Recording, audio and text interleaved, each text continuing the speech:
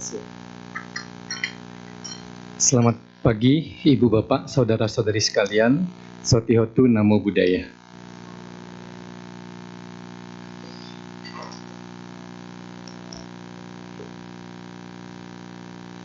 Oke, judul kita pada kesempatan ini adalah kenyataan yang terlupakan ya. Jadi kalau tadi dibacakannya ada kata tak terlupakan, sebetulnya yang tak terlupakan itu termasuk yang barusan ya. Karena saya berkeliling, berkunjung ke banyak tempat. Biasanya kalau menyanyikan Wihara Gita, lagu Buddhis pada waktu kebaktian, jarang yang bisa menyanyi dengan banyak yang hadir, kecuali tempat-tempat tertentu. Tapi kalau di sini yang ikutan nyanyi cukup banyak dan yang memimpin bagus sekali ya. Kayaknya sih sesi kita diisi dengan menyanyikan oleh penyanyi kita luar biasa ya. Suaranya bagus sekali. Ada maknanya. Nanti Ibu Bapak akan tahu kenapa lagu itu dipilih. Nanti ada hubungannya dengan materi kita. Nah, Ibu Bapak, saudara-saudari sekalian, dalam kehidupan kita sebetulnya kita menghadapi atau bahkan mengalami sendiri hal-hal yang sebetulnya memberikan makna, pesan bagi kita. Tetapi karena hal-hal itu terjadi cukup sering, sesuatu yang menjadi kebiasaan, kemudian tidak berarti apa-apa bagi kita. Coba Ibu Bapak ingat-ingat kembali, kalau sesuatu yang betul-betul sudah sering, sudah biasa kita lakukan, kadang-kadang maknanya, artinya bagi kita itu sudah nggak ada lagi. Nanti kita akan lihat apa yang dimaksud lebih detail. Ibu Bapak, saya minta tolong berkenan untuk kembali memejamkan mata, tapi sebentar ya, karena ada pengantarnya dulu. Sebentar lagi, saya akan memutarkan satu petikan, satu pengulangan rekaman dari kitab suci Sutta Pitaka, kitab suci kita, Tipitaka, bagian Sutta Pitaka, khususnya Anguttara Nikaya. Mohon Ibu Bapak memejamkan mata, memfokuskan pikirannya dengan rekaman suara yang sebentar lagi akan diputarkan. Secara umum, yang akan Ibu Bapak dengarkan adalah percakapan antara Yama. Yama itu dikatakan dewa kematian atau penjaga neraka dengan salah satu penghuni neraka.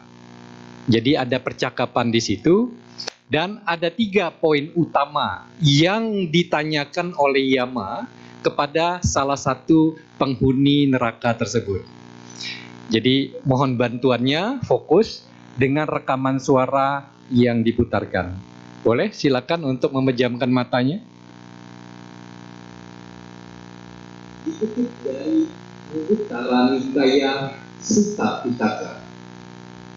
Ada orang yang memiliki perilaku buruk lewat tubuh, ucapan, dan pikiran. Karena memiliki perilaku buruk seperti itu, pada saat tubuhnya hancur setelah kematian, dia terlahir lagi di alam penderitaan, di tempat yang buruk, di alam yang rendah, di neraka.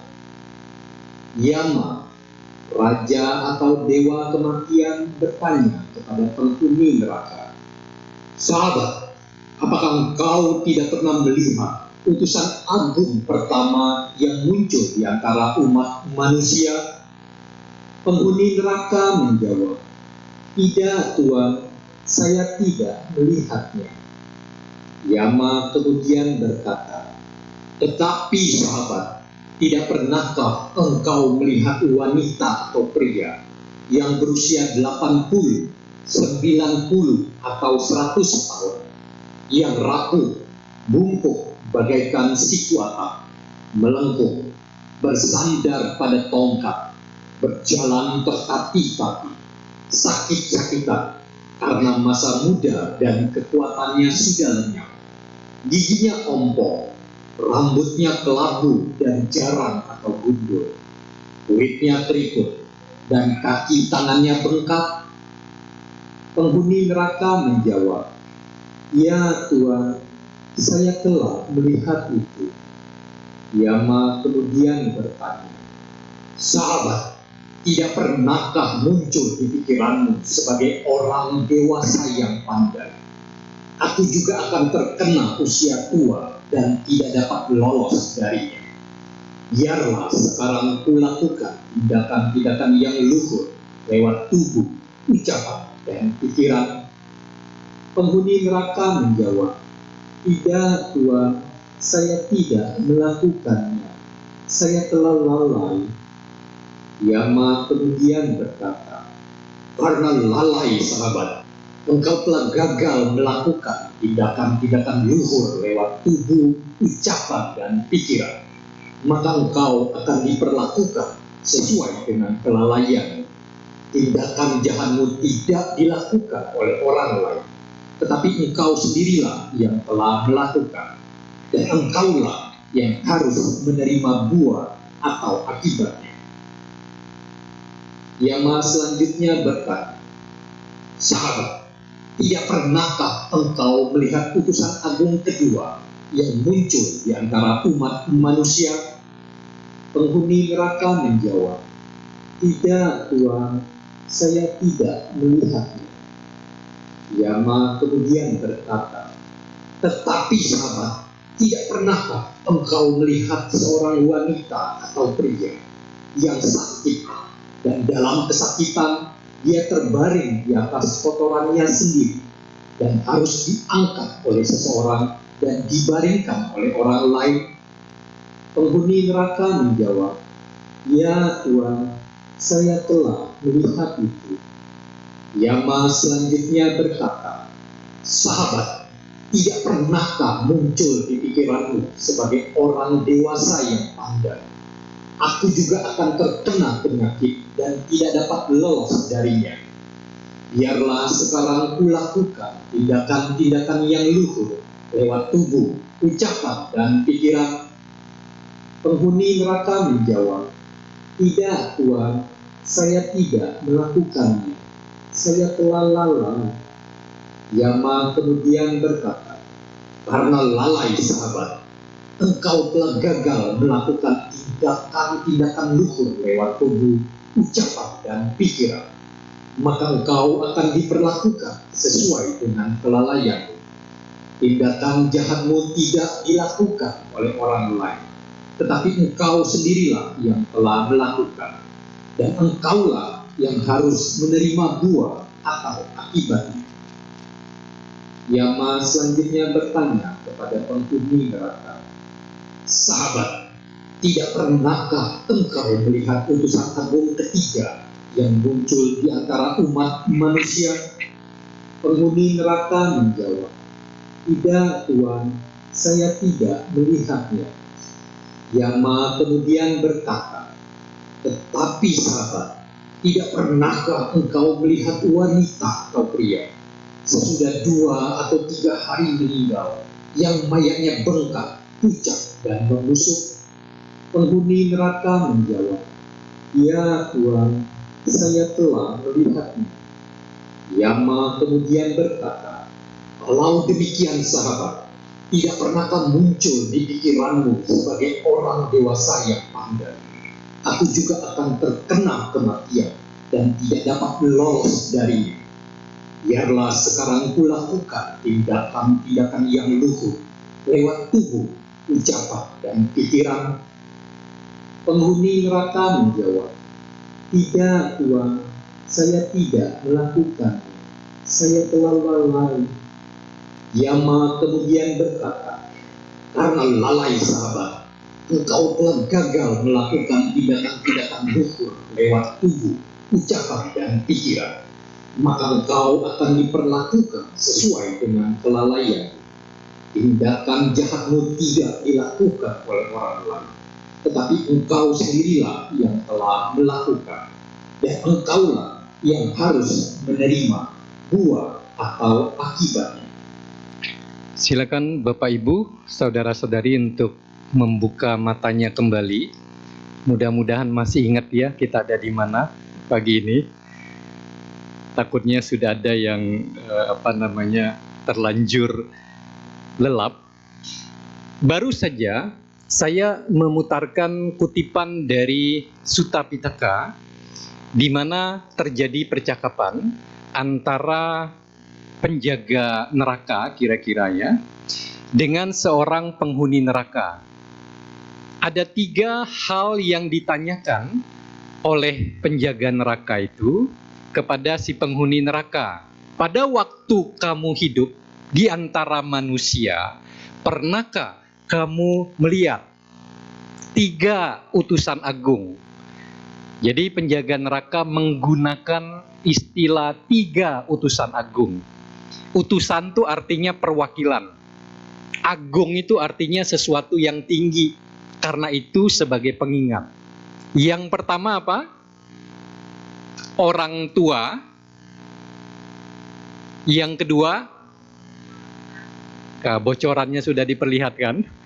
Yang ketiga adalah orang mati. Awalnya, pada waktu penghuni neraka ditanya, kamu pernah ketemu nggak utusan agung nih? Mungkin si penghuni nerakanya bingung, utusan agung apa tuh? Baru dijelaskan oleh Yama, itu tuh wanita atau pria yang usianya udah lanjut, bongkok, rambutnya sudah dan seterusnya.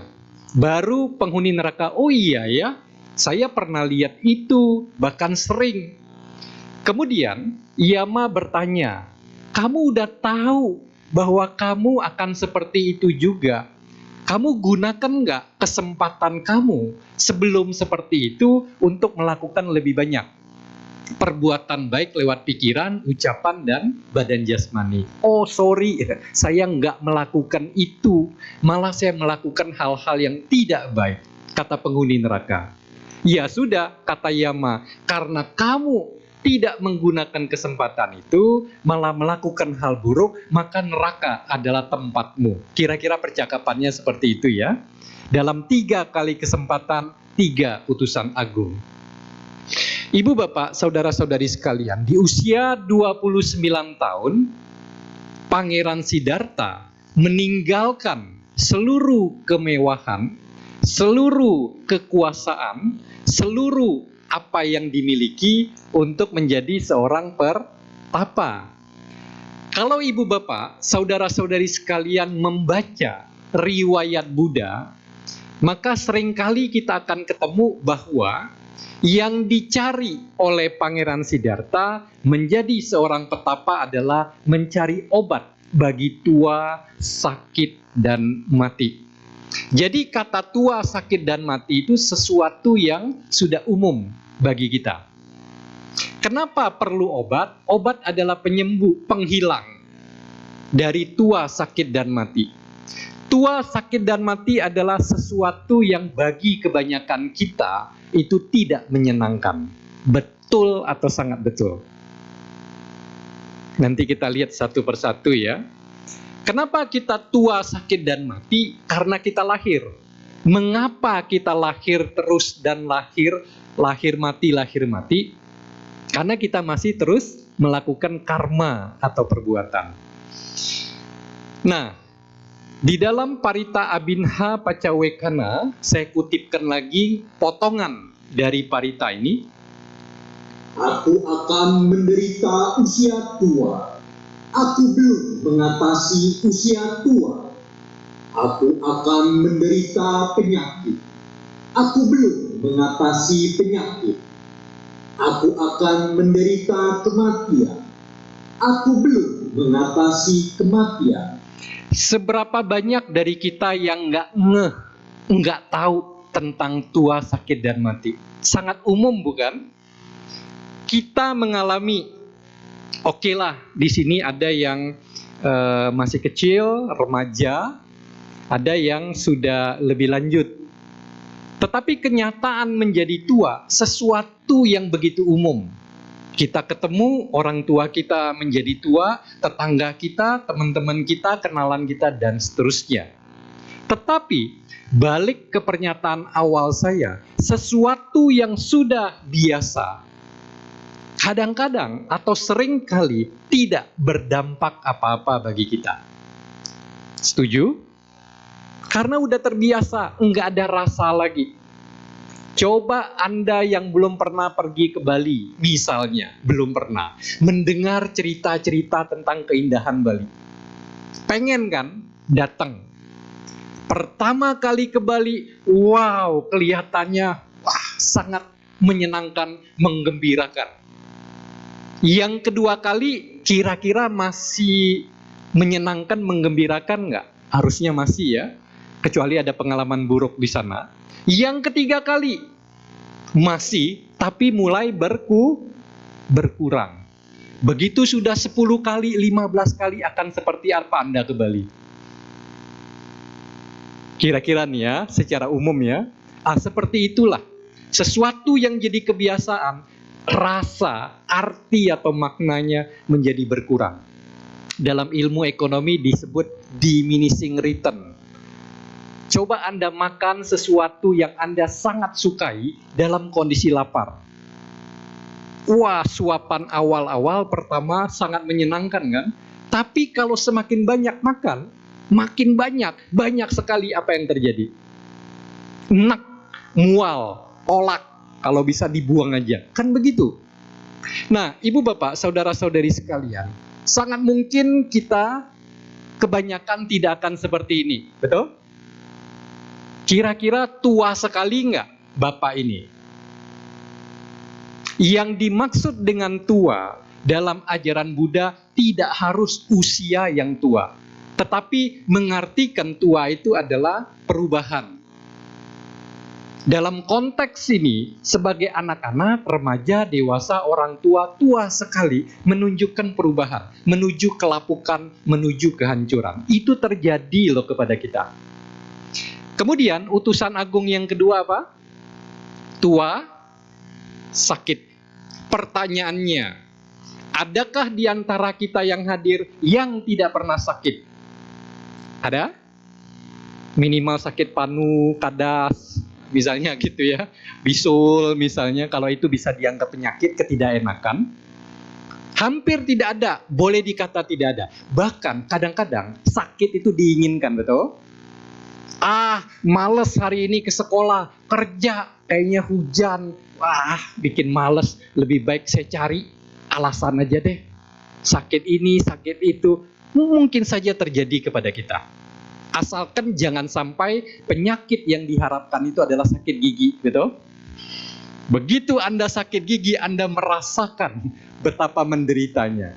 Sakit adalah fenomena yang wajar, yang umum, tidak bisa kita hindari. Yang ketiga, apa? Saya mendengar kabar hari ini, mungkin Anda sudah tahu, sudah dengar juga, rekan kita, katanya yang jualan mie di depan ya, betul ya? Sudah tidak ada, betul kah? Betul ya? Di depan kita, maksudnya dekat dengan kita kan, beliau sudah tidak ada. Saya dapat beritanya baru hari ini, baru pagi ini. Padahal saya termasuk penikmatnya juga gitu ya. Ya sudahlah.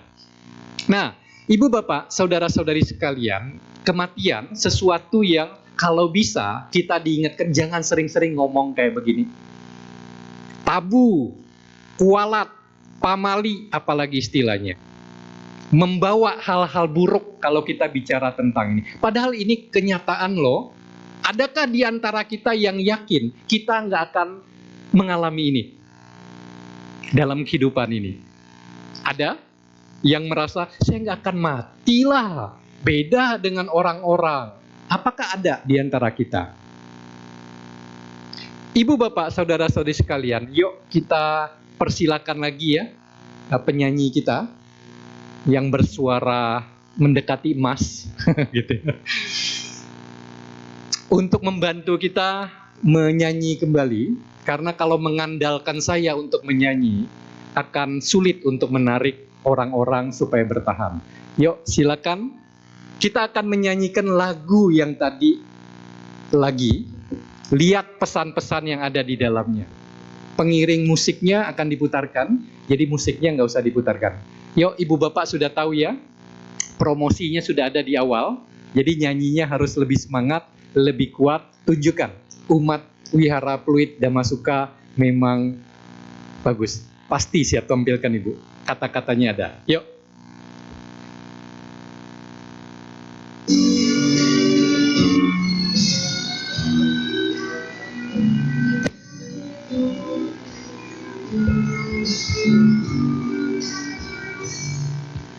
Di Kusinaran, di bulan Waisaka, di bawah dua pohon salak yang kembar, Sang Buddha terbaring dengan agung dan mulia, memberikan nasihat untuk yang terakhir kalinya. Saat parinibbana, saat wafatnya Sang Buddha, semua makhluk terlena, terbuai dalam cengkraman duka. Para biku bersujud, memberikan penghormatan terakhir. Dewa pun turut bersujud, sebarkan harum semerbak di hari parinibbana.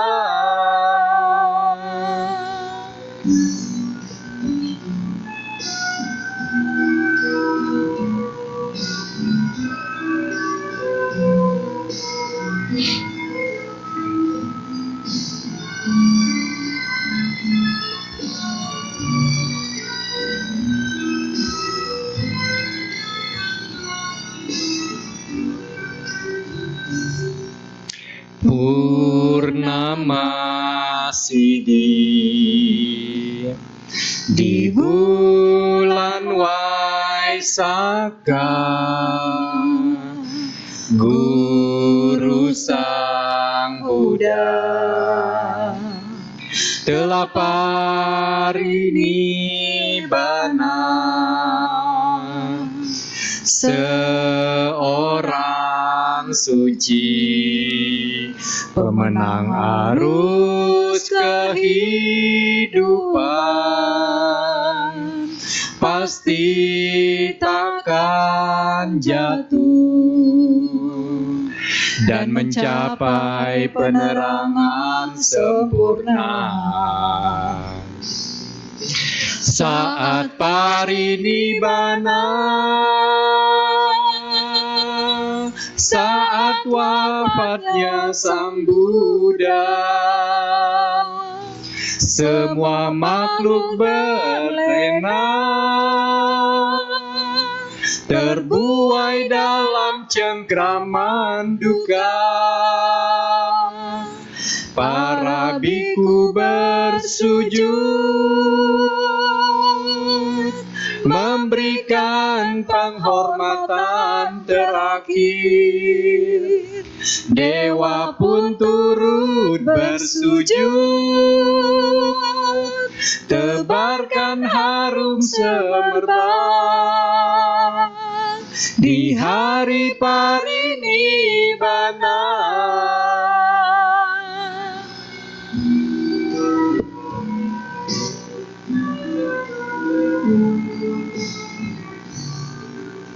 Oke. Saya termasuk paling senang di sini ya.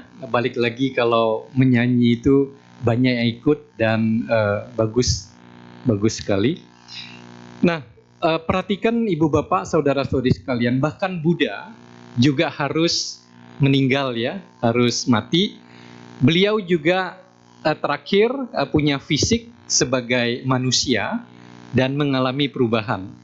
Jadi ketuaan dialami, sakit juga dialami. Ibu bapak, saudara-saudari sekalian, karena itu baik sekali kalau kita bisa mengunjungi dan membaca parita untuk apa? Orang tua, orang sakit, dan yang kematian. Kenapa?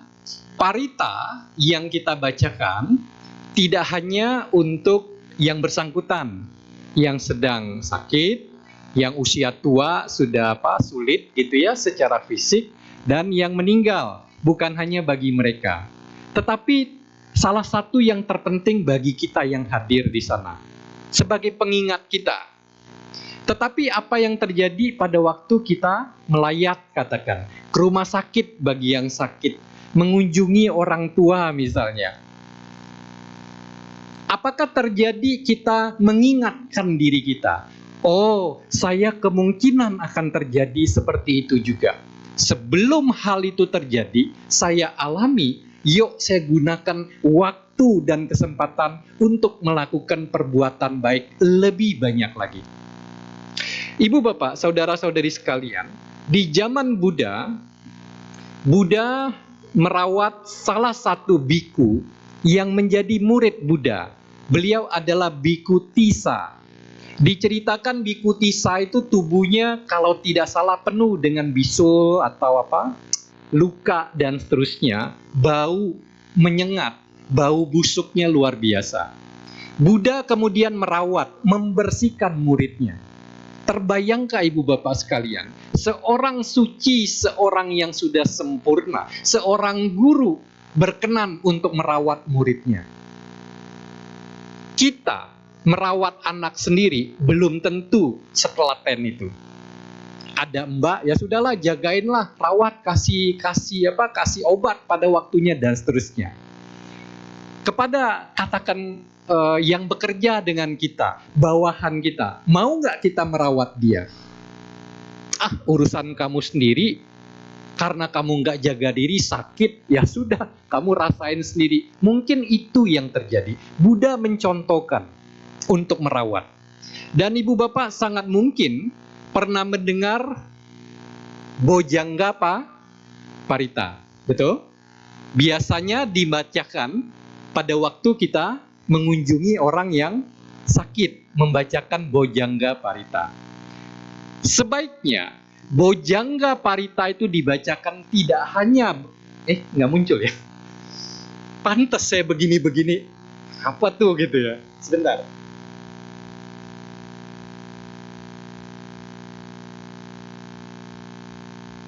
Ini adalah Bojjhanga Parita, bahasa Palinya.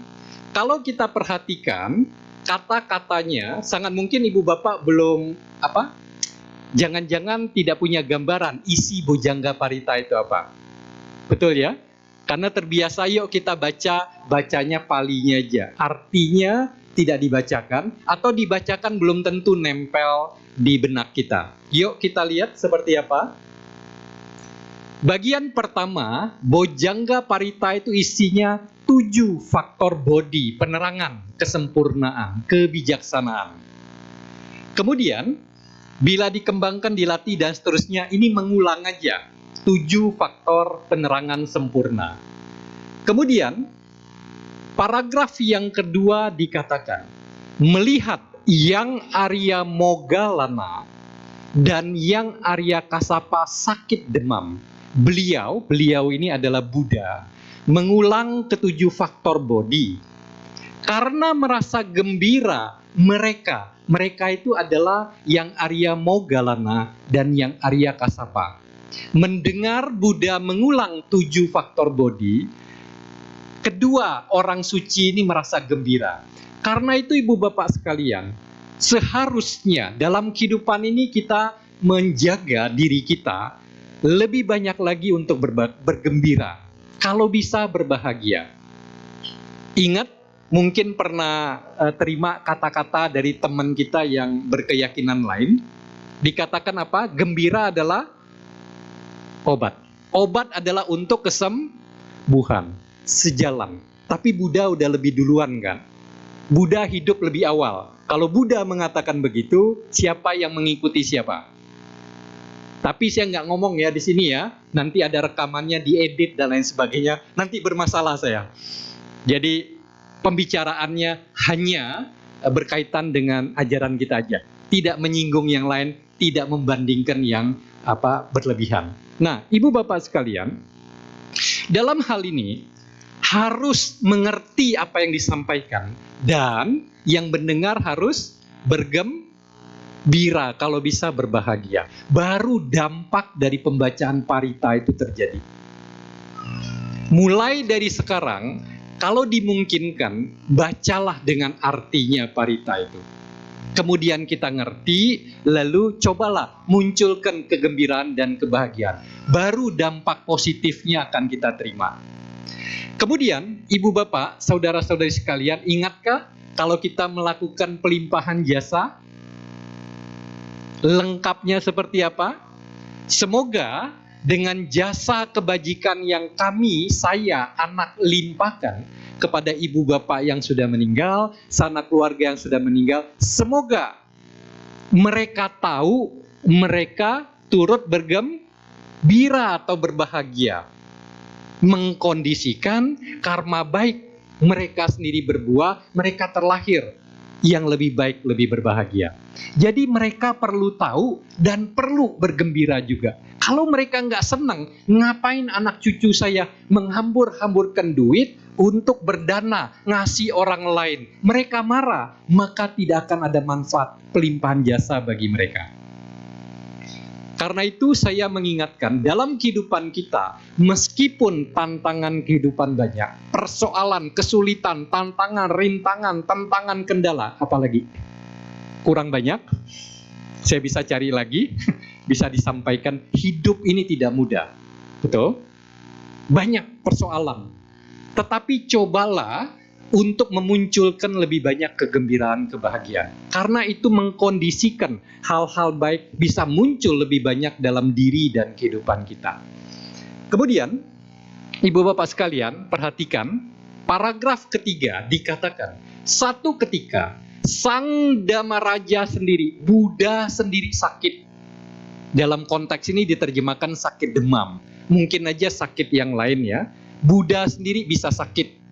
Buddha sendiri tidak terhindar dari apa yang beliau ajarkan. Selama tergabung, terbentuk dari berbagai komponen, itu tidak kekal adanya, akan mengalami perubahan. Tubuh fisik Buddha terdiri dari gabungan juga, bukan? Ada daging, ada tulang, ada otot, itu termasuk gabungan unsur. Tidak kekal, akan berubah. Buddha pun ikut sakit. Kemudian, yang Arya Cundathera diminta mengulangi sutta atau parita ini dengan hikmat karena merasa gembira. Buddha merasa gembira dengan pengulangan itu, seketika sembuhlah Sang Bhagawa atau Buddha. Jadi mudah-mudahan ke depannya kalau kita membacakan parita bojjhanga, kita tahu artinya pada waktu kita dibacakan oleh orang lain, kita harus tahu dan memunculkan kegembiraan. Baru manfaat dari apa yang dibacakan akan ada pada diri kita.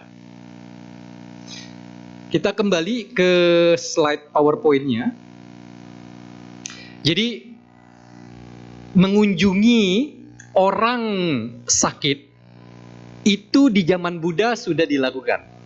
Membacakan pada waktu itu 7 faktor bodi penerangan dilakukan kepada orang sakit. Jadi kebiasaan mengunjungi orang sakit itu bukan agama Buddha mencontoh, ngekor, ngikut yang lain. Kita sudah diberikan teladan. Di zaman Buddha pun dibacakan doa, katakan gitu ya, tanda kutip. Didatangi bahkan dirawat. Sehingga jangan pernah malu Misalnya Anda bergabung kepada tim Parita, ke rumah sakit, kemudian ke tempat orang sakit dan seterusnya, lalu kemudian ada yang mengatakan, itu ikut-ikutan. Anda boleh ceritakan cerita ini. Siapa yang ikut-ikutan? Karena zaman Buddha, zaman yang lebih awal. Seharusnya ya. Ibu bapak, saudara-saudari sekalian, yang pertama, yuk kita masuk. 3 utusan agung, pertama apa? Orang tua. 104 tahun masih kayak begini.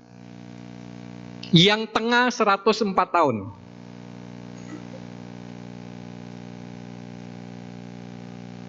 Yang sebelah kanan dia, berarti sebelah kiri ini baru 50-an tahun, yang sebelah sini. Dia 104 tahun. Nah, sebelahnya 57. Kita yang sekarang 50-an, 60-an udah merasa apa? Cepet capek, pegel-pegel, dan seterusnya. Betul? Hati-hati. Nah, refleksi tua. Inginkah Anda seperti di gambar ini? Meskipun mungkin orang bule rambutnya nggak hitam gitu ya, tapi kan kelihatan wajahnya segala. Setujukah 2 orang ini udah cukup tua? Maukah kita seperti mereka, lihat ekspresi wajahnya gitu ya, kedekatannya dan seterusnya. Menyenangkan melihat itu ya. Mudah-mudahan kita bisa seperti itu. Sebelum kita tua atau sebelum kita terlalu tua, mengingatkan, sangat baik kita perlu ada persiapan keuangan. Nggak bisa, kita harus akui ya, kita nggak bisa mengharapkan, nggak apa-apa deh, saya memasuki usia tua, nanti anak cucu pasti akan mendukung saya, nginget saya, dan seterusnya. Asumsi itu kadang-kadang bisa mengecewakan. Kalau bisa, kita dukung diri kita sendiri. Ada yang kita pegang untuk diri kita sendiri. Kalau anak cucu cicit, setelah itu apa ya? Anak cucu cicit buyut ya? Iya betul ya. Saya kok jadi lupa ya. Karena belum punya cicit buyut ya. Nanti kalau udah punya baru nge. Nah, perlu sekali. Kemudian non keuangan apa? Non keuangan contohnya bagaimana kita mendidik anak-anak kita. Supaya pada waktu kita tua, mereka dewasa, mereka tahu paling tidak terhadap orang tua seperti apa dan seterusnya. Salah satu tips yang bisa saya bagikan kepada Bapak Ibu sekalian, merasakah bahwa generasi muda, anak-anak, cucu-cucu kita itu cukup sulit ya untuk kita ajak ke wihara, untuk kita ajak ikut sekolah minggu dan seterusnya. Diajak ngomong tentang agama pun kadang-kadang mereka nggak mau. Mengalami hal itu? Mungkin ada anak cucunya yang sangat rajin, ada, tapi fenomenanya adalah mereka nggak gitu peduli. Kalau Anda menghadapi hal seperti itu, selain mencoba untuk tetap mengajak, salah satu yang terpenting adalah usahakan mereka terima dan mempraktekkan hukum karma. Hukum karma selain dasar agama Buddha, juga hukum karma itu menjaga diri dia, menjaga orang lain. Karena kan hukum karma, jangan berbuat jahat. Kamu berbuat jahat, akan jahat juga. Tidak baik akan datang kepada kamu.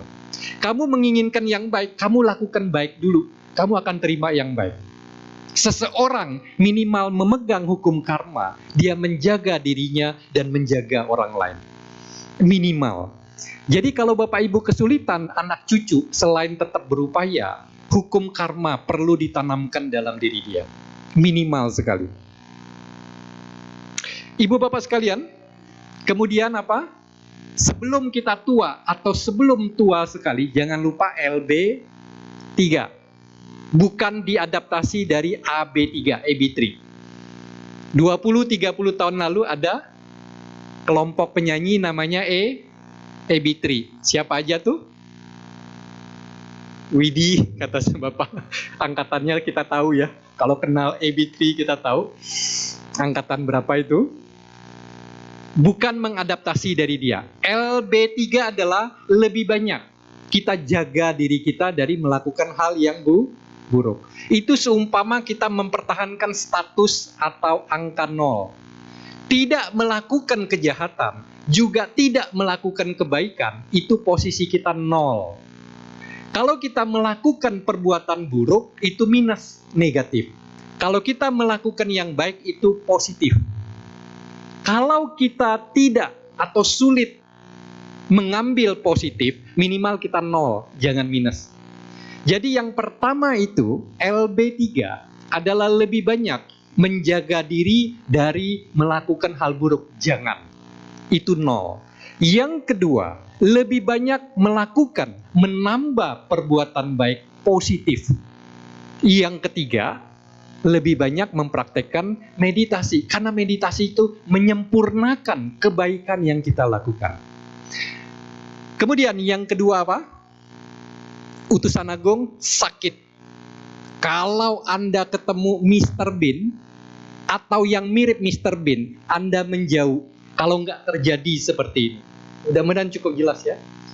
Lampunya nggak bisa dimatikan. Ada satu video untuk memeriahkan suasana. Inilah kerjaan Mr. Bean. Orang sakit jantung gitu ya.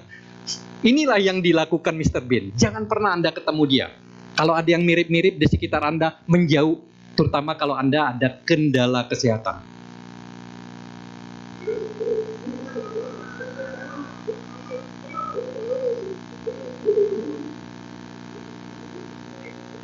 Apa yang dia lakukan? Bukan kabur, dia balik lagi.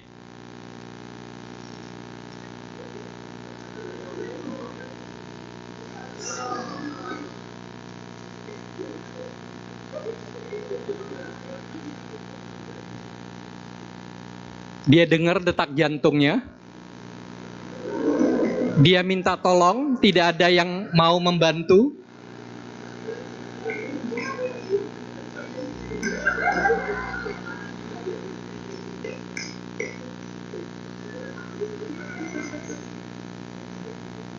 Nah, ikutan minta tolong yang sakitnya, diajak Mr. Bean ikutan minta tolong.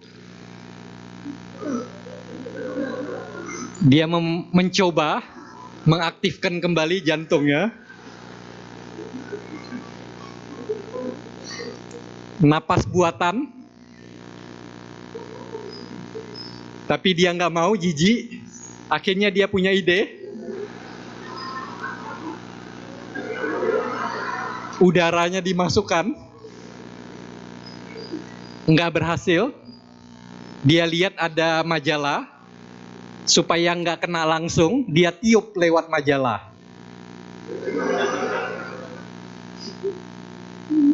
Berhasil.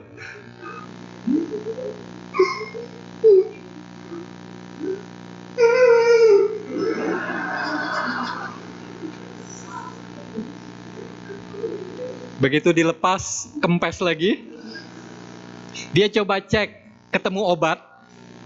Dia nggak bisa buka, kan ada model yang susah dibuka itu ya. Akhirnya dipatahkan.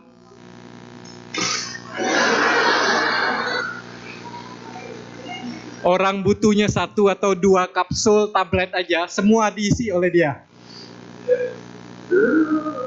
Bangun, digoyang-goyang supaya masuk obatnya. Akhirnya dia punya ide.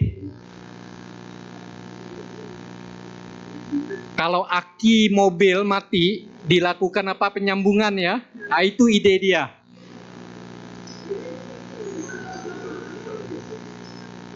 Sambung ke listrik. Mau disetrum, idenya dia.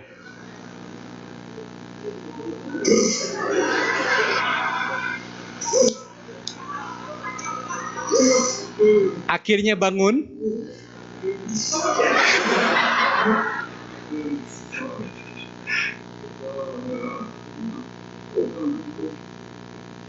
Obatnya dikembalikan. Terima kasih.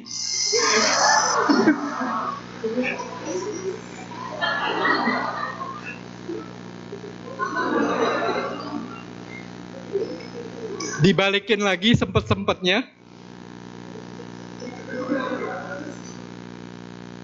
Ketemu Mr. Bean tambah sakit, bukan tambah sembuh ya. Jadi kalau Anda merasa agak kurang sehat, lihat sekeliling ada yang mirip Mr. Bean, Anda menjauh segera. Kalau enggak, lebih parah.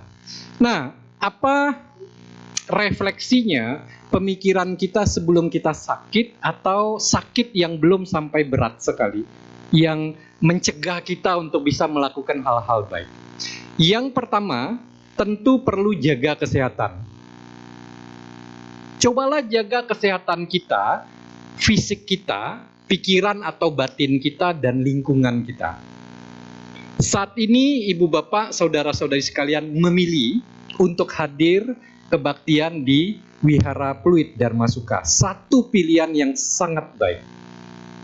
Ingatlah hukum karma. Siapa yang melakukan perbuatan baik, buah, akibat atau hasilnya akan datang ke dia. Entah kapan, entah di mana, entah bagaimana. Kita nggak tahu, tapi pasti akan kembali kepada kita. Ibu bapak memutuskan hadir di sini, mengabaikan, melepas kesempatan pergi ke tempat lain, melakukan hal yang lain. Belum tentu yang lain itu lebih baik dengan Anda meluangkan waktu hadir di sini. Kemudian lingkungan. Lingkungan di sini dari sejak Anda masuk ke komplek, ke area wihara kita, sampai melakukan puja bakti sampai titik ini, seharusnya lebih banyak ibu bapak melakukan hal yang baik. Betul? Memberikan penghormatan kepada Buddha, memberikan salam kepada yang lain, baca parita, meditasi, melakukan menyanyikan lagu Buddhis sampai 2 kali, 6 sudah, mendengarkan Dhamma 7, kemudian nanti di akhir atau mungkin sudah beredar kita berdana 8. Paling tidak ada 7, 8 sampai 9 rangkaian perbuatan baik yang kita lakukan dalam satu kesempatan puja bakti. Beranikah kita mengatakan ikut kebaktian itu kecil karma baiknya? Masih berani ngomong begitu? Dan ingat, kita yang melakukan, buah baiknya akan kita juga. Ibu bapak sekalian, kemudian sebelum sakit yang terlalu berat, masih cukup sehat, jangan lupa LB 3. Oke, tes supaya Anda bisa lolos ujian nanti setelah sesi ini. LB 3 itu LB pertama apa, Ibu?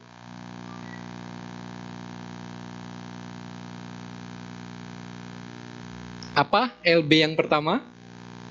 Lebih banyak menghindari perbuatan jahat. LB yang kedua? Yang ketiga? Oke, diingat ya, soal ujiannya nggak usah dibagikan ya, sudah lulus. Kemudian yang ketiga apa? Udai katanya, nggak mau ngomong MATI, dai katanya. Ya sudah, oke. Nah, bayangkan satu ketika ibu bapak hadir di satu acara berkaitan dengan kematian, melayat, rumah duka, dan seterusnya. Kita datang nih, Anda datang. Kemudian Anda mendekat, Anda melihat nama dan foto itu adalah Anda sendiri. Artinya, ibu bapak menghadiri kematian diri sendiri, kremasi diri sendiri. Ini ilustrasi ya, jangan terlalu khawatir ya, serem gitu. Kira-kira orang yang normal, orang yang masih pemikiran yang baik, mau orang-orang yang hadir di kematian dia berpikir baik tentang dia yang mati, atau orang-orang yang hadir berpikirnya buruk tentang diri dia? Yang mana? Pertama atau kedua? Orang yang wajar, yang waras, menginginkan orang yang hadir di kematian dia berpikir baik atau buruk tentang dia yang meninggal itu. Yang baik dong ya. Jangan sampai yang hadir mikirnya apa? Dasar nih, utang belum lunas. Kita yang lagi berbaring dengan tenang itu bisa bangun kali ya, kalau rata-rata yang datang mikirnya kayak begitu. Kita ingin orang yang datang mengingat kita dengan lebih banyak kebaikan, betul? Nah, Berita baiknya, Anda yang hadir di sini, yang kelihatan oleh saya, itu belum mati. Untungnya. Artinya apa? Masih punya kesempatan. Dalam buku Stephen Covey, Seven Habits of Highly Effective People, mengatakan, mulailah dengan tujuan akhir, tapi dalam pikiran. Oh, saya ingin nanti di akhir kehidupan saya, orang-orang punya pemikiran, ingatan yang baik tentang diri saya, itu di akhir. Sekarang kita belum di situ, ada di sini. Yuk, di sisa waktu kita lakukan lebih banyak hal yang baik. Supaya nanti waktu itu tiba, orang taunya kita itu yang baik-baik aja. Ibu bapak punya kesempatan itu, yang kita nggak tahu berapa banyak. Saya nggak tahu kesempatan saya berapa besar. Karena itu, yuk kita isi, kita lakukan lebih banyak hal baik di sisa kehidupan yang kita nggak tahu berapa banyak. Ini adalah gambar ilustrasi dari Anathapindika. Ibu bapak pernah dengar nama Anathapindika dalam riwayat Buddha? Sangat terkenal. Anathapindika adalah seorang yang kaya raya, luar biasa kaya. Beliau adalah penyokong Buddha dan para biku yang luar biasa. Dari kekayaan Anathapindika yang demikian banyak, perlahan-lahan berkurang, mulai menyusut. Bahkan menurut cerita-cerita tertentu hampir habis harta kekayaan Anathapindika yang begitu banyak untuk mendukung Buddha dan para biku. Kemudian, rumah Anathapindika punya gapura, tapi ini bukan gapuranya ya, yang itu. Yang sebelah sana atas bukan, karena ini tanahnya Jetawana, Pangeran Jetawana, berbeda cerita. Nah, di gapura rumah Anathapindika menurut cerita hiduplah, disebutnya peri, tapi saya nggak tahu persis makhluknya apa. Ada makhluk alam lain yang tinggal di gapura depan rumah Anathapindika. Satu ketika, peri atau makhluk halus ini memunculkan diri di hadapan Anathapindika dan mulai memprovokasi. Jadi di zaman Buddha juga udah ada provokator loh. Dia mengatakan, "Hai Anathapindika, ngapain kira-kira ya?" Tentu ini bukan kutipan 100%, ini kira-kira kata-katanya. Ngapain kamu terus menggunakan kekayaan kamu untuk mendukung Buddha dan para biku? Tuh lihat, harta kamu terus menurun, nanti akan habis. Udah, jangan lagi berbuat baik. Kira-kira kayak begitu. Anathapindika dengan keyakinan yang sangat kuat, pengertian yang sangat baik, tentu mengerti apa yang dikatakan makhluk halus itu tidak benar adanya. Dia kemudian mengusir makhluk itu tidak boleh lagi tinggal di gapura depan rumah dia. Anathapindika menurut cerita adalah Sotapanna. Sudah mencapai arus tingkat yang pertama, kesucian pertama. Kata-kata seorang Sotapanna dikatakan sangat keras. Begitu mengatakan tidak boleh tinggal, makhluk itu tidak akan bisa tinggal lagi di tempat tersebut. Kira-kira kayak gitu ceritanya. Nah, makhluk itu pergi, lalu menyesal. Apa yang dia lakukan? Ada beberapa hal yang makhluk itu lakukan. Pertama, yang berhutang kepada Anathapindika yang enggak ingat bayar. Katanya hutang itu pemutus silaturahmi yang paling kuat. Betul ya? Betul? Atau enggak tahu? Bukan apa-apa sih ya, kita dengar banyak cerita ya. Sebelum berhutang, waktu mengajukan hutang kepada kita, bagus, baik atau enggak? Tapi begitu kita mengingatkan, nah mungkin Anda punya pengalaman lah ya. Jadi pernah saya mendengar katanya, hutang itu adalah pemutus tali silaturahmi, bahkan persaudaraan yang paling tajam, katanya. Jadi berhati-hatilah kita untuk memberi hutangan, juga berhati-hatilah kita untuk minta hutangan. Karena bagi dua belah pihak itu sesuatu yang bisa membawa hal kurang baik. Terlalu banyak cerita tentang itu. Nah, si makhluk itu membuat orang yang berhutang kepada Anathapindika dan pura-pura lupa bayar. Nggak mau bayar. dibuat oleh makhluk itu mengembalikan hutangnya kepada Anatapindika. Yang kedua, zaman dulu harta itu kan disimpan di bawah tanah, digali lubang, di dalam pohon dan seterusnya. Zaman dulu belum ada bank, BCA, Mandiri, kemudian belum ada sarana investasi yang lain.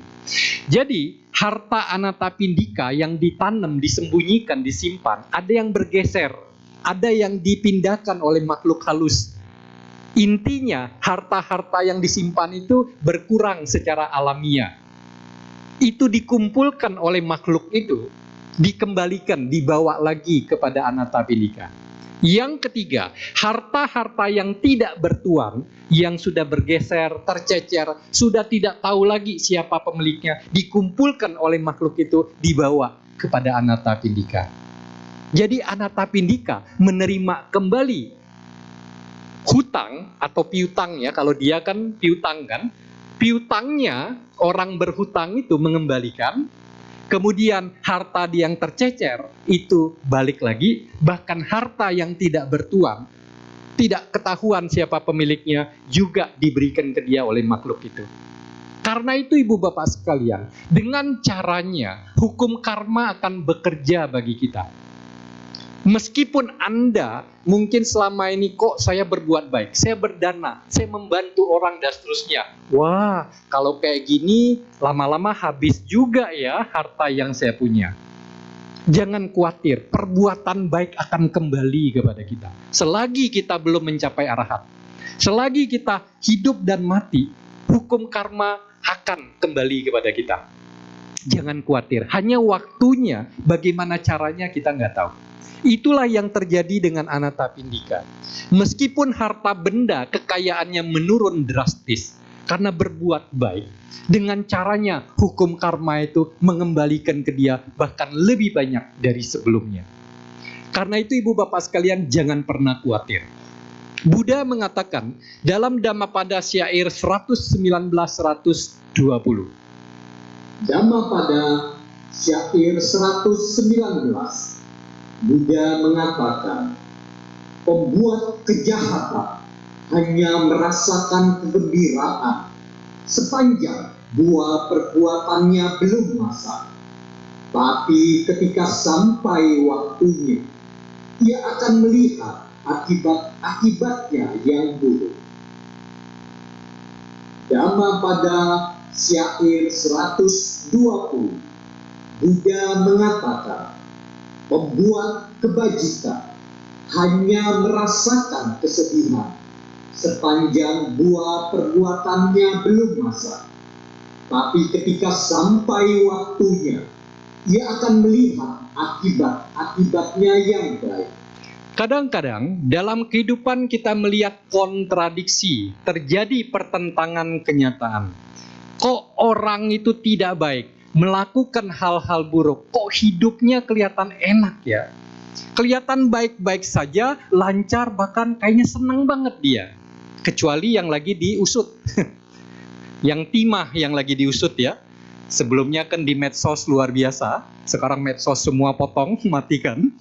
Nggak berani muncul lagi, itu buah dari perbuatan jahat. Kita nggak tahu ya, karena masih berproses. Buddha mengingatkan kita, kadang-kadang ada pembuat kejahatan yang diri dia juga berpikir, saya sudah melakukan hal buruk, hidup saya baik-baik aja, oke. Bukan demikian, karena waktu dari perbuatan jahatnya belum berbuah. Tetapi begitu perbuatan jahatnya, buahnya muncul, dia akan merasakan hal yang buruk, mendapatkan hal yang buruk. Demikian sebaliknya, ada orang-orang kita yang mungkin melakukan perbuatan baik banyak, bahkan sangat banyak. Kenapa masalah, kesulitan, persoalan, hambatan, dan segala macam ketidakbaikan terus ada dalam kehidupan kita? Karena buah dari perbuatan baik kita butuh waktu, belum saatnya berbuah. Tetapi yakinlah itu akan kembali kepada kita. Kebaikan yang pernah kita lakukan tidak akan mengkhianati kita. Kalau ini siapa? Yang pasti bukan saya ya. Siapa? Ini masih muda sekali ya, sekarang udah tua. Jackie Chan, Chen Long, pernah membintangi film apa? Gaya-gayanya sambil bawa guci itu. Apa? Dewa Ma. Apa hubungannya berbuat baik seperti Dewa Mabuk? Dewa Mabuk tuh kayak gimana? Kalau kita nonton gerakannya kelenengan, sempoyongan kan begitu ya, tapi menang nggak? Donnie Yen pernah jadi Drunken Master, Jackie Chan, pokoknya pemain-pemain kungfu yang itu umumnya film Drunken Master itu pernah dinikahi.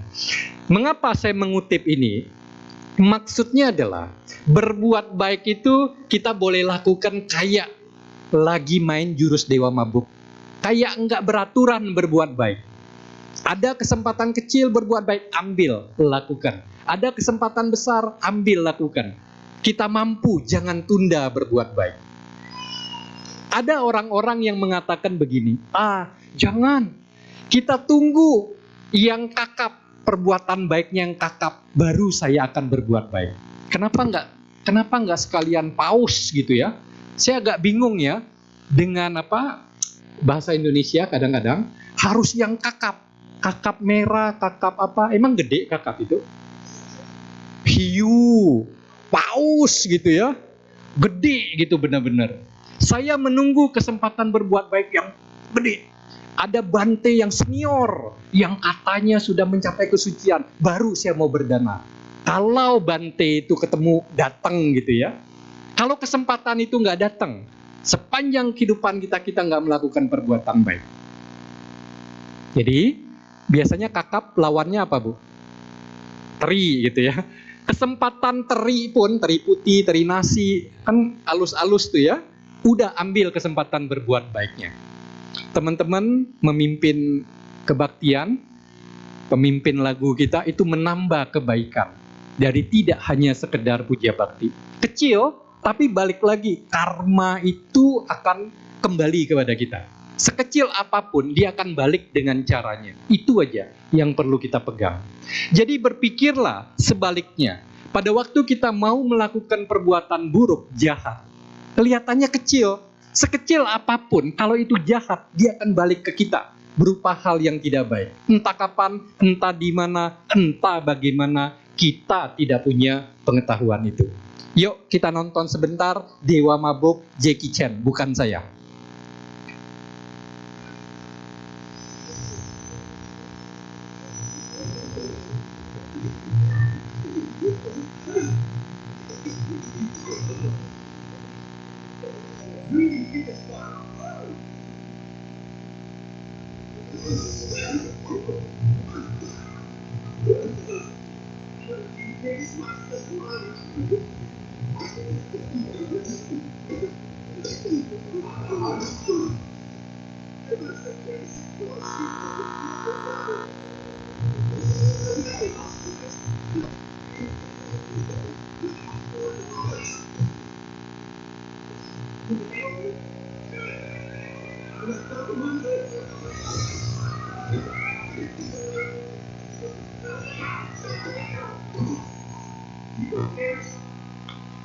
Oke, karena belum tentu ya semua penyuka film kungfu ya di stop. Intinya saya ingin mengingatkan saja, selagi kita punya kesempatan, cobalah untuk mengambil kesempatan berbuat baik itu. Belum tentu kesempatan berbuat baik besar tersedia bagi kita. Kalaupun ada, nggak tahu kapan. Nah, Ibu Bapak, Saudara-saudari sekalian, ingatlah sebagai pengulangnya, berbuat baik sebenarnya tidak sulit. Tidak membutuhkan upaya yang besar, tidak mahal untuk kita lakukan. Hanya keinginan, motivasi, dorongan yang kita butuhkan. Berbuat baik bisa lewat pikiran. Jagalah pikiran kita, berpikirlah lebih banyak yang baik, yang positif. Itu adalah karma, perbuatan baik lewat pikiran. Yang kedua, melakukan perbuatan baik lewat ucapan. Jagalah.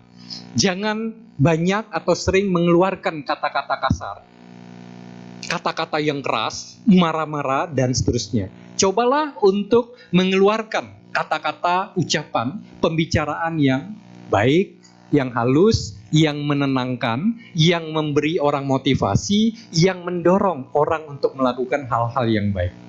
Yang ketiga, yang umum adalah melakukan perbuatan baik lewat badan jasmani kita, menolong orang lain, menyediakan hal tertentu, dan seterusnya. Yang terakhir, Ibu Bapak sekalian, ini adalah ucapan Buddha sebagai pengingat kita, Dhammapada syair 122. Seperti tempayan akan penuh oleh air yang jatuh menetes, begitu pula orang bijaksana memenuhi dirinya sedikit demi sedikit dengan kebajikan. Buddha pun mengingatkan kita, seumpama tempayan atau wadah, meskipun air itu menetes dengan tetesan kecil, kalau itu terus terjadi menetes, maka tempayan itu akan mulai penuh dan pada waktunya nanti betul akan penuh. Demikianlah hendaknya kita melakukan perbuatan baik meskipun kecil tetapi rutin. Dengan melakukan itu, kebaikan kita akan bergabung dan terakumulasi menjadi besar atau banyak.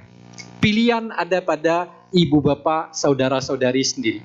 Akan seperti apa mengisi sisa kehidupan masing-masing yang kita masing-masing tidak tahu. Tersedia berapa waktu bagi diri kita masing-masing.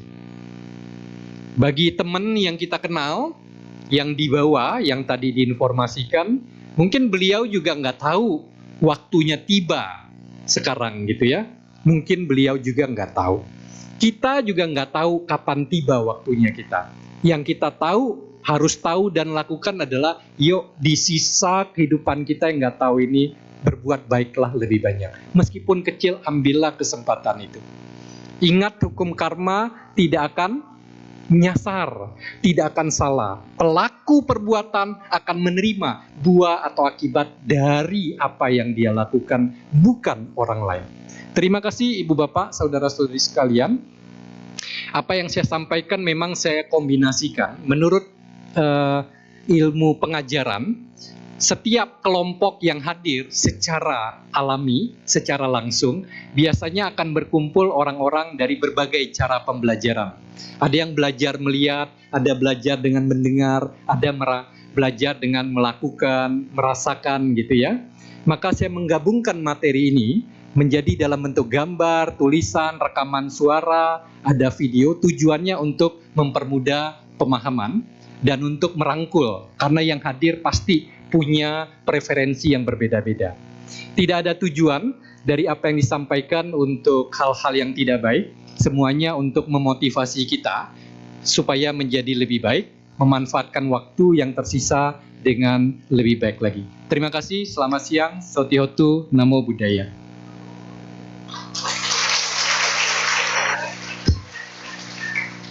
Baik, demikianlah Dhamma Desana yang telah disampaikan oleh Romo Tony Yoyo. Kami menyediakan sesi tanya jawab untuk Bapak Ibu semua. Pertanyaan bisa disampaikan melalui lisan maupun dengan tulisan. Yang lisan nanti boleh langsung tunjuk tangan dan maju ke depan. Untuk yang tertulis nanti boleh disampaikan kepada rekan saya. Nanti rekan saya kan keliling dan mengambil kertas pertanyaannya. Sambil menunggu pertanyaan masuk, kita nyanyikan satu buah lagu bersama-sama.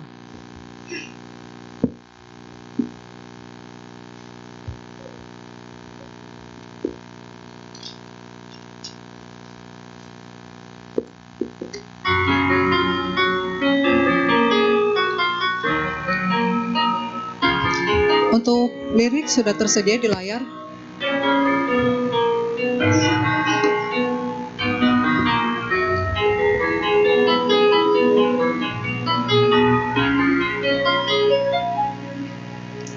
Pernahkah kita renungi tentang arah langkah dalam hidup ini? Tebarkanlah cinta kasih di lubuk hati agar bahagia terjadi.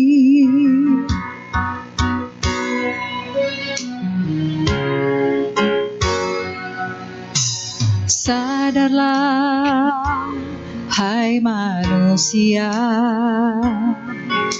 berpedoman yang benar agar bahagia. Pancarkanlah cinta kasih pada sesama agar bahagia dunia. Terkadang hati kita pun terpana menatap kemilau dunia. Terkadang suara hati pun meronta, rasakan palsunya dunia.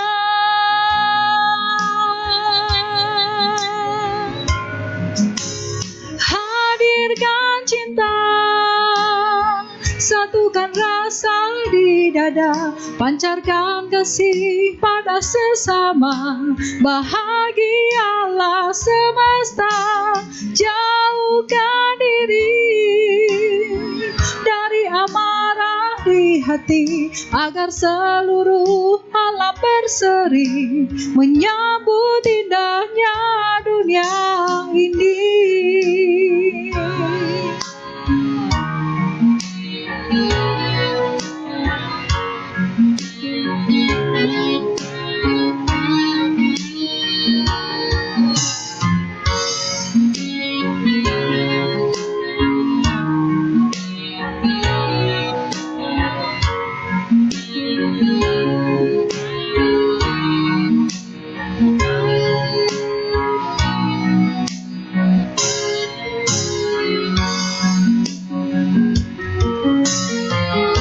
Terkadang hati kita pun terpana menatap kemilau dunia.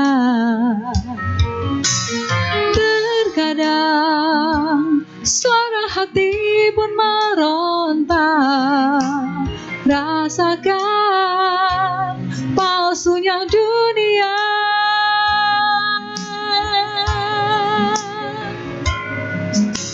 Hadirkan cinta, satukan rasa di dada, pancarkan kasih pada sesama, bahagialah semesta. Jauhkan diri dari amarah di hati, agar seluruh alam berseri menyambut indahnya dunia ini. Cinta, satukan rasa di dada, pancarkan kasih pada sesama, bahagialah semesta. Jauhkan diri dari amarah di hati, agar seluruh alam berseri menyambut indahnya dunia ini.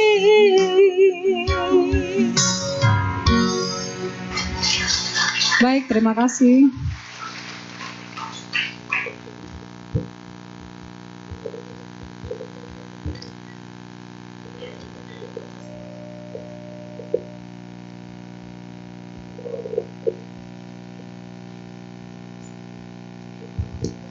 Baik, kita akan memasuki sesi tanya jawab. Untuk pertama kita akan memasuki sesi pertanyaan secara langsung. Untuk Bapak Ibu yang ingin bertanya secara langsung boleh langsung unjuk tangan. Ya, silakan Ko Vincent.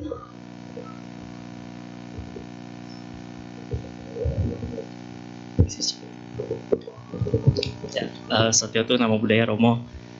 Pertama-tama terima kasih Romo atas nama desananya, luar biasa sekali. Pertanyaan saya izin bertanya Romo. Pertanyaannya begini, ada sebuah fenomena di mana seseorang itu menikmati melakukan perbuatan buruk, bahkan istilahnya bisa dibilang ada candu ataupun kegembiraan dalam melakukan perbuatan buruk ataupun pelanggaran sila. Pertanyaan saya, bagaimana caranya yang paling efektif, tips gitu dari Romo, supaya kita bisa istilahnya muak ataupun istilahnya kapok untuk melakukan perbuatan buruk, jahat ataupun pelanggaran sila dalam bentuk apapun itu. Untuk 3 kondisi. 1, orang di depan kita yang Buddhis. 2, kondisi di mana orang di depan kita yang non-Buddhis. Dan 3, diri sendiri yang mengalami.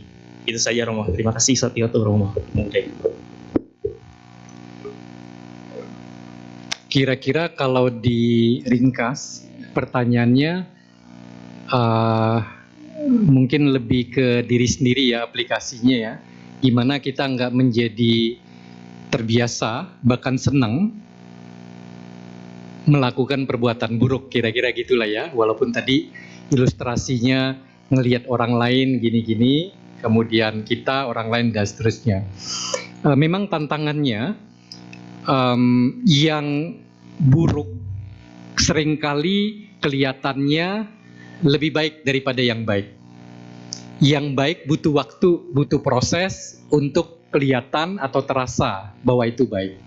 Yang buruk seringkali lebih cepat, lebih sedap, lebih nikmat daripada yang baik. Contohnya narkoba dengan katakan seks bebas gitu ya. Kan katanya nih, tapi saya nggak tahu ya, dan saya nggak mau coba juga. Katanya kan narkoba itu bisa memberikan, segera membuat kita melupakan semua masalah, membuat yang kita ngerasa berat jadi ringan gitu ya, dan seterusnya. Cepat. Begitu mengkonsumsi, efeknya langsung muncul. Karena itu orang-orang yang butuh solusi cepat atas permasalahan hidup dan lain sebagainya, mungkin juga pengaruh dari teman-teman yang lain mau coba. Begitu merasa betul bahwa itu menyenangkan, enak, maka lagi kan, begitu lagi dan lagi, akhirnya terperangkap. Nah, dalam konteks ini, hal yang buruk lebih cepat kelihatan dampaknya.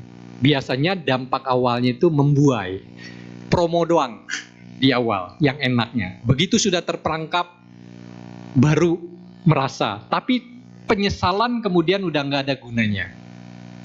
Begitu juga hal yang baik, seringkali butuh waktu, butuh proses. Kita mau naik kelas, mau lulus ujian, mau mendapatkan hasil yang baik, umumnya harus belajar, berusaha, terus menjaga semangat, kadang-kadang gagal, balik lagi, dan seterusnya. Jadi, memang tantangan kehidupan ini, untuk hal-hal yang baik, hasil yang baik, seringkali butuh proses, butuh upaya, butuh semangat. Untuk hal-hal yang buruk, sebagian itu hasilnya yang promo doang, yang baik enak itu segera dan betul, seakan-akan seperti itu, baik, enak, dan bagus. Nah, memang dengan tantangan kehidupan yang demikian, kita ini lebih gampang berbuat tidak baik dibanding yang baik. Anda merasa nggak? Untuk hal yang buruk kok kayaknya kita maupun orang lain lebih gampang. Untuk hal yang baik, itu kayaknya lebih sulit untuk dilakukan. Itu kenyataan. Nah, karena itu, dalam ajaran Buddha kan dikatakan sebetulnya kita harus membuat benteng kan. Membuat benteng itu artinya menjaga, melimitasi diri kita. Dari apa? Benteng itu kan menjaga supaya yang dalam nggak keluar secara leluasa, dan luar nggak masuk ke dalam secara leluasa. Tujuannya kan demikian. Benteng itu dibangun dari apa? Dari pengertian, pemahaman, kebijaksanaan. Dibangun dari apa? Kan kita belajar. Kenapa kita butuh berdiskusi dengan orang-orang bijaksana, orang-orang yang punya praktek hal-hal yang baik, supaya benteng kita itu semakin teguh, semakin tinggi. Benteng kita tinggi, kita tidak leluasa untuk melakukan hal yang buruk. Ada saringannya, ada jagaannya, ada tahannya. Begitu juga hal-hal yang buruk di luar, cobaan, godaan, bujukan ke kita, benteng itu menjaga kita supaya kita nggak ikut. Nah, jadi dalam pemahaman saya tidak ada cara cespleng, cara instan atau ekspres untuk membuat kita tidak suka dengan kejahatan, untuk membuat kita tidak seperti orang lain melakukan kejahatan menjadi suka dan terus melakukannya. Nggak ada cara instan. Yang ada adalah kita harus membangun dengan pemahaman dan dengan praktek. Karena pemahaman itu seringkali tidak cukup karena bentuknya teori saja. Sama halnya saya sering mencontohkan, kita bisa diajari oleh pembalap paling keren. Tour de France misalnya gitu ya. Pembalapnya seluruh dunia, ngajarin kita cara berkendara yang baik, cepat, terhindar dari jatuh dan seterusnya. Belajar teori aja, bisakah kemudian kita naik sepeda kalau posisi awal kita tidak bisa naik sepeda? Apalagi balapan. Karena itu ajaran Buddha kan ada 3 ya. Pariyati, Patipati, Patiweda. Pariyati belajar teori. Tidak ada bisa ditransfer. Orang tua saya bijaksana, guru saya bijaksana, transfer dong kebijaksanaan. Enggak. Kebijaksanaan dibangun, dibentuk di dalam diri kita. Pariyati belajar teori. Agama Buddha ada 84.000 kelompok dhamma. Kalau satu kelompok dhamma itu adalah satu khotbah, satu ajaran Buddha, ada 84.000. Satu lemari penuh kitab suci agama Buddha. Mungkin di wihara kita ada ya, tapi tidak di ruangan ini. Belum pernah ketemu ajaran lain sampai sebegitu banyak ajarannya. Jadi teorinya banyak. Kedua, Buddha mengatakan apa? Praktek. Seseorang dianggap lebih berkualitas, lebih bermutu karena dia praktek apa yang dia tahu. Tidak harus banyak. Lebih baik daripada orang yang tahu banyak, prakteknya tidak ada. Jadi ajaran Buddha itu praktek, bukan ngomong aja. Nah, karena itu tadi siapa? Hendrik ya? Atau bukan ya? Vincent. Jauh banget Hendrik dengan Vincent. Mohon diampuni ya. Kenapa Vincent dengan Hendrik ya? Oke lah, sorry ya Vincent ya. Itu pemahaman saya Vincent. Kurang lebihnya kalau memang belum sangat pas, kita bisa kontak secara terpisah ya. Tapi saya menangkap relevan bagi yang lain. Seringkali yang tidak baik, yang jahat, kelihatannya lebih menggoda dibandingkan yang baik-baik. Latihan meditasi, coba orang yang belum mengenal meditasi, ajak meditasi duduk. Apa yang ada di pikiran dia? Buang-buang waktu, ngabisin waktu, enggak ada gunanya, dan seterusnya. Kan begitu. Apakah praktek meditasi langsung ada hasilnya? No. Yang ada pegel, sebel, nyesel gitu ya. Harus dipraktekkan berulang-ulang dengan cara yang benar sampai kebenaran itu dirasakan. Tapi begitu dirasakan, susah lepasnya. Coba aja tanya teman-teman yang sudah merasakan manfaat meditasi. Ada teman saya waktu masih kerja di Sinarmas dulu ya, sengaja suami dan istri sudah punya anak, mengalokasikan waktu cuti setiap tahunnya khusus untuk ikut retret meditasi, bergantian dengan istrinya. Kalau tahun ini dia, tahun depan istrinya. Jadi dia tidak mengambil cuti untuk hal-hal yang lain. Sengaja dikumpulkan supaya cutinya tidak berkurang. Dapat 12 atau 2 minggu lah ya. 12 hari, 10 hari, total 2 minggu. Cari retret meditasi yang menengah seperti itu. Bertahun-tahun dia lakukan seperti itu. Karena dia sudah merasakan manfaat meditasi. Kira-kira gitu Vincent? Tolong kasih tahu Hendrik ya.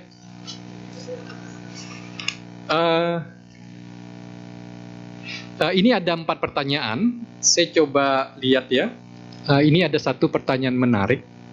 Karena tidak disebutkan namanya, jadi anonim, tanpa nama ya. Pak Tony, apakah boleh sebelum mati kita membeli tanah untuk nanti jika kita mati? Boleh apa enggak menyiapkan itu ya? Saya tidak mau dikremasi.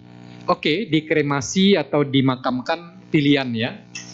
Kalau itu keinginan, ada baiknya keluarga mengikuti, ada baiknya. Kemudian boleh nggak menyiapkan, beli peti mati dulu, beli tanah dulu?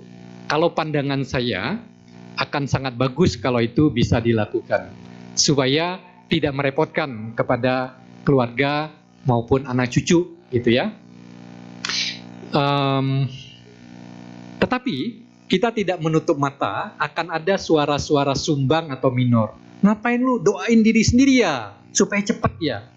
Mungkin akan ada omongan begitu. Ngapain sih beli peti mati, beli tanah? Kamu kan masih seger. Kamu kan masih bisa ini dan itu. Kamu mau cepet-cepet ya? Kan mungkin ada begitu ya. Nah, ini yang perlu dikomunikasikan dengan baik bagi Bapak yang bertanya maupun kita yang lain. Kalau memang kita bisa menyiapkan, baik sekali. Ada teman saya dari luar kota, satu ketika karena ada urusan, dia mengatakan, saya sedih, kata dia. Sudah bertahun-tahun yang lalu. Kenapa? Papa saya minta dibelikan peti mati, kata dia. Saya tanya, papa kamu usianya berapa? 80 berapa kira-kira begitu? Oh ya? Terus peti matinya gimana? Titip kepada yang tempat membeli.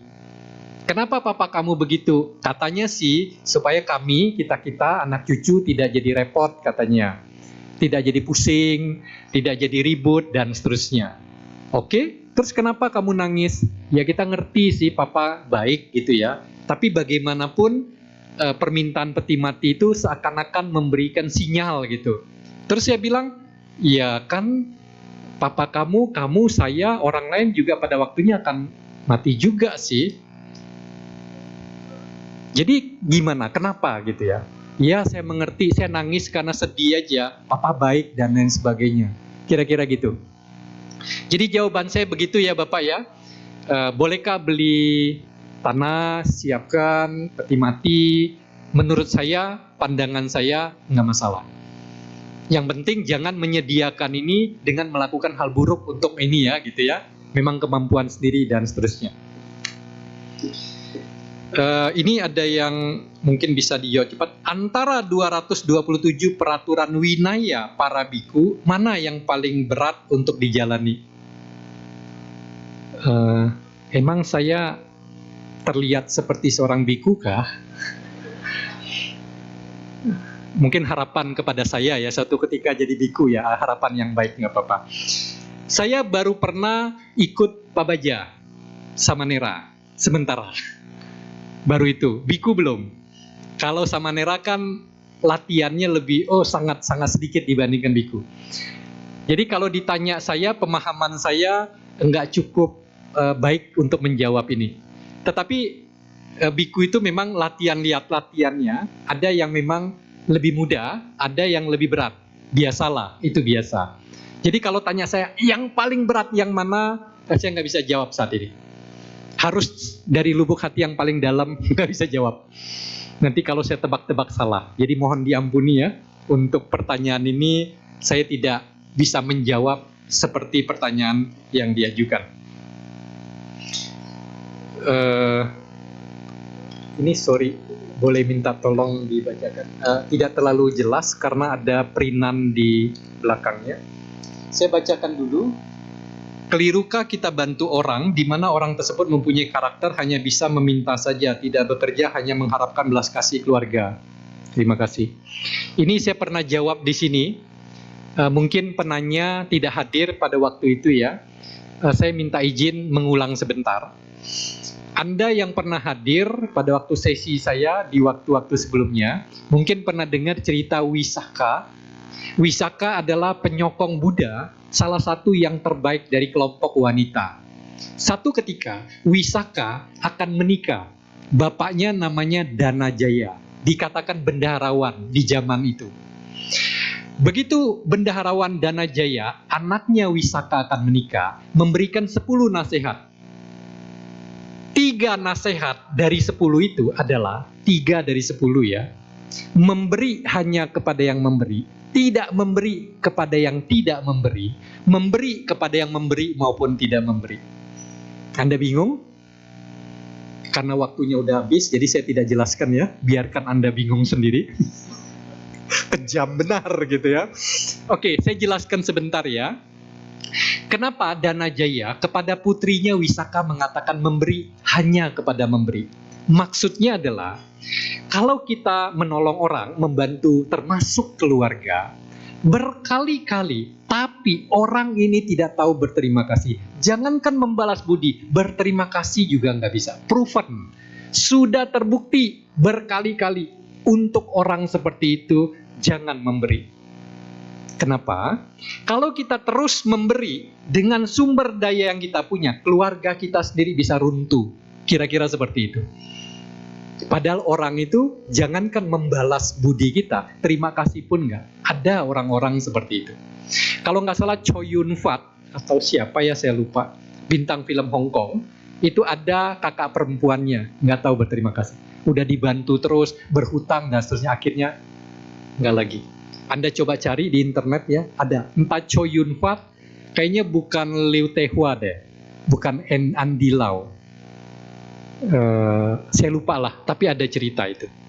Kemudian Wisaka diberikan nasihat, memberi kepada memberi, tidak memberi kepada yang tidak memberi. Jadi kalau orang itu tahu berterima kasih, mungkin tidak punya kemampuan membalas budi kita, minimal berterima kasih, tahu diri, maka bantulah kalau emang kita bisa bantu. Yang ketiga, memberi kepada yang memberi maupun tidak memberi. Kok kayaknya berlawanan ya dengan yang satu dua. Yang satu memberi kepada yang memberi, maksudnya membantu orang yang memang tahu membalas budi, tahu berterima kasih. Bantulah orang itu, orang yang punya kebijaksanaan. Kedua, tidak memberi kepada yang tidak memberi. Kalau orang itu berkali-kali sudah buktinya banyak, tidak tahu berterima kasih, tidak tahu membalas budi, jangan lagi kita terus membantu dia. Salah-salah diri kita, keluarga kita malah akan runtuh, hancur gara-gara membela dia. Yang ketiga, memberi kepada yang memberi maupun tidak memberi. Maksudnya, kita dalam kehidupan ini akan ada sikon, situasi dan kondisi di mana kebutuhan akan bantuan itu sudah emergency, mendesak. Kita lihat orang jatuh, terkapar, ada mobil kenceng gitu ya, itu sudah emergency, darurat. Nggak perlu ngecek dia orang baik, orang jahat, orang tidak berbakti pada orang tua. Kita bisa memungkinkan bantu dia, tarik ke pinggir. Jadi maksud Dananjaya adalah, dalam kehidupan akan ada ketemu, butuh bantuan kita. Kita sanggup, kita bisa, bantulah tanpa perlu ngecek dulu orang itu tahu berterima kasih atau enggak. Jadi seperti itu ya. Sehingga untuk pertanyaan ini, kelirukah kita bantu orang, orang tersebut tidak punya karakter, minta saja, tidak bekerja mengharapkan belas kasih keluarga saja. Kalau mengacu kepada cerita itu, jawabannya mohon maaf ya, mengacu cerita tadi, tidak. Kalau sudah terbukti, dia tidak mau berusaha, ngarepin aja, malahan mungkin nipu untuk dapat bantuan. Dia gunakan buat apa, tapi dia ngomongnya apa. Dalam pandangan saya, tidak pantas. Tapi keputusan ada pada Anda ya, masing-masing ya. Jangan libatkan saya ya.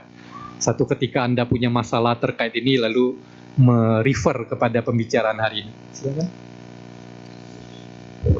Baik, mungkin ini pertanyaan terakhir ya. Namo Buddhaya Romo, bagaimana memberi saran jika teman kita suka stres, mudah terbawa pikiran dan jadinya stres sendiri Romo? Terima kasih. Jadi punya teman mudah stres, gimana kita ngasih saran gitu ya? Secara umum sih, tidak hanya kepada orang stres, orang yang salah berpikir dan seterusnya ya, kita harus menilai situasi dan kondisinya. Misal kita ngadepin orang tua kita, apakah karena kita merasa kita udah lebih banyak belajar nih ajaran Buddha, tahu ini benar ini salah, orang tua kita ada melakukan hal yang belum pada tempatnya misalnya, apakah lantas kita langsung datang tegur, marahin, omelin? Apakah begitu? Kan enggak juga ya. Kita tahu karakter, sifat, kebiasaan orang tua kita gimana, kita masuk dengan jalur itu. Yang tidak kontra, tidak langsung, membujuk, menyadarkan, sesuai dengan tipikal orang tua kita. Makanya ingat, balik lagi saya pernah mengatakan di sini, dalam dunia pelatihan, dunia training, dunia mengajar, itu ada dikatakan, masuklah ke dunia dia, lalu bawalah dia ke dunia kita. Kalimat ini sangat powerful. Artinya apa?